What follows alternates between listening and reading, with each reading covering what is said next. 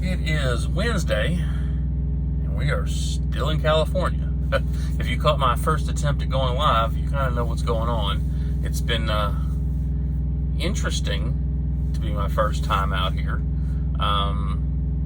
Basically, for me, I've been to California, like I said, a lot of Marine Corps stuff, but never really to visit. Been out here, but drove through here when we moved to Hawaii, when I was out here for military sizes. But this is my first time trucking in California. And California, to me, best summed up like this.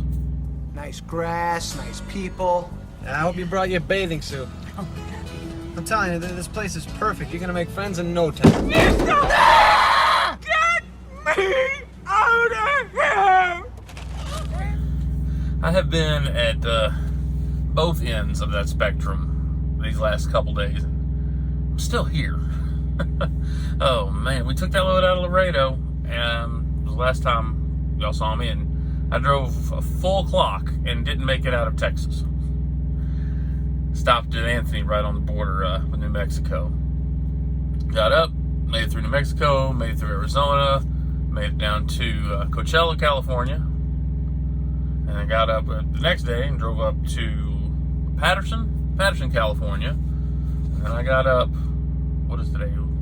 So Tuesday, and drove the rest of the way up to Santa Rosa. Man, I got myself this weekend, dude. Again, I've been driving for a little while. Not that long, but a little while, And they made the mistake when they sent me my load. They sent me my load, and they said, hey, here's the superintendent's phone number. Call him. It's real tight to get into this place. And I said, oh, man, here we go. First trip to California. I'm picturing we're in downtown Hollywood, delivering this load. And so for the next 4 days, I stressed out about this tight delivery. And so I got here Monday, and I called the superintendent. He's like, yeah, it's really tight, but, you should be able to make it, and other trucks have made it. And that's kind of what I've started to realize is most places that you've gone, big trucks have gone before you. You'll figure it out. But, of course, there was a Jeep parked in the worst spot possible. But I stressed out about this tight delivery, and it was nothing. I made it was a real sharp left and followed by a medium sharp right with a Jeep on the corner. And I just did what I know to do, and it wasn't even an issue. So I was just 4 days stressed out about nothing. It was actually harder maneuvering around the job site, and even that wasn't that bad. But we got that delivery made in Santa Rosa, and said, all right, so we went out and waited for our next load, and they were going to give me a load, but I couldn't make it to the pickup because California, it was over 300 miles away, and I had burned hours trying to get there, and then it was going to El Paso, and it was going to deliver Friday midday in El Paso. And so conversation with the fleet manager, it was just like, the load just doesn't make sense. It wasn't a bad paying load, but where it would have put me on a Friday to try and get a reload around El Paso and what it actually did pay, and we just said, no, you know what? We're on the recaps for day 17, straight running.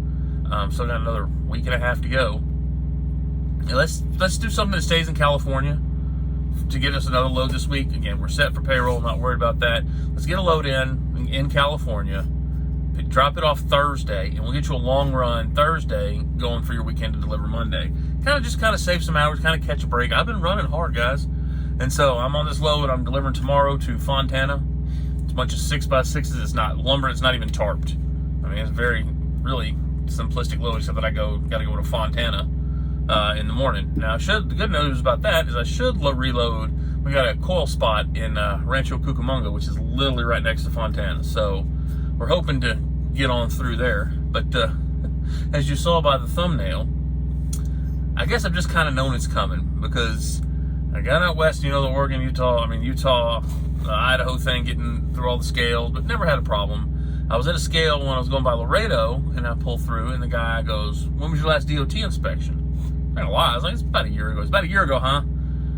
Go on, and he let me through. All right, sweet. And so California scales are always open, just kind of like Utah, and they're every 100 miles, it seems like there's a scale. And I mean, downtown, wherever, they're gonna find a spot to give you a scale.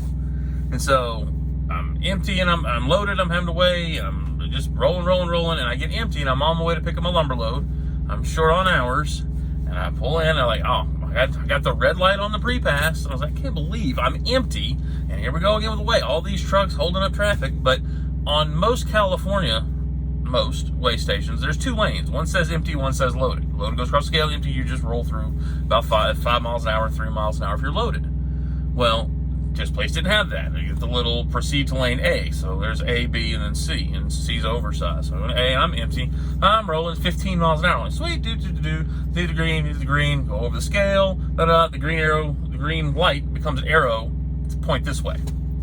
Pull the stop signs, proceed to inspection bay 4. I don't have time for that. I did not factor in a DOT inspection into this.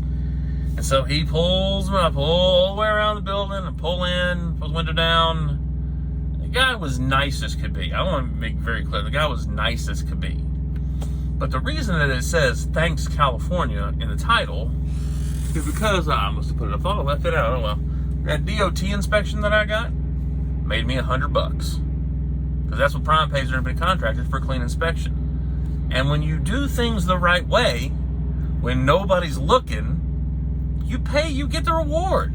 I mean, the guy was nice as could be. It took about 30 minutes. He deep dived into my logbooks for a while. But doing things the right way makes you money, because you're not getting pulled over for DOT violations. You're not having breakdowns because you're doing your pre-trip checking your tires. Things are going to happen, as we've seen. But for the most part, speaking in broad generalities here, when you do things the right way, you make money. We've been running these recaps the right way. We're making money. So, just a shout out update. I was not going to do a live. I'll probably do another live this weekend, because it'll be my anniversary and I'll be wherever, sitting at a rest area or truck stop with coils this weekend. Again, doing everything we can. I'm going home next Thursday. I'm going to deliver and then go home for 3 days. So I'm really trying not to have to take a 34 in there. So hopefully something out of Rancho tomorrow that's got plenty of time on it or not going too far, so we can just kind of ease through the weekend. Because as y'all know, the last 3 weekends, I've been trying to do 1,900 mile runs from whether I'm going to Idaho or going to California. So I'm just trying to cruise on into the home time. So that's where we're at. Probably said this will be this video, and then we'll do another live this weekend. So that's the update. We're still in Cali. Interesting thing about Cali, did you know that diesel is cheaper in California than Texas? I paid $247. This is prime price. Doesn't include $247 in Texas, and it's $221 when I filled up the other day. The difference is Texas state tax on diesel fuel is 18 cents per gallon. California's tax on diesel fuel is 40 cents a gallon, plus the 24 cents in federal. So they say diesel is expensive in California. It is. All that savings of the cheaper fuel and paying more. So I'm trying to get out of here so I can get fuel. I got half a tank, so I'm hoping I can deliver Rancho Cucamonga and get out of the state. But I probably won't. Probably put some fuel. But I'll put enough fuel just to get out of the state. But so say a prayer we get out of this place. Thanks for the thoughts and prayers on my mother-in-law. She is still in ICU. It's a cluster. That's the best word I can say. It's a cluster. She does not appear to be in any danger, but there's still some things that are going on, and she's still not with us right now, like conscious aware. She's having some issues there. So keep her in your prayers. We just decided there's nothing I can do, but I'm going to keep running in case I need to get home. So save up that bank account. So that's where we're at, y'all. God bless, and let's get rolling.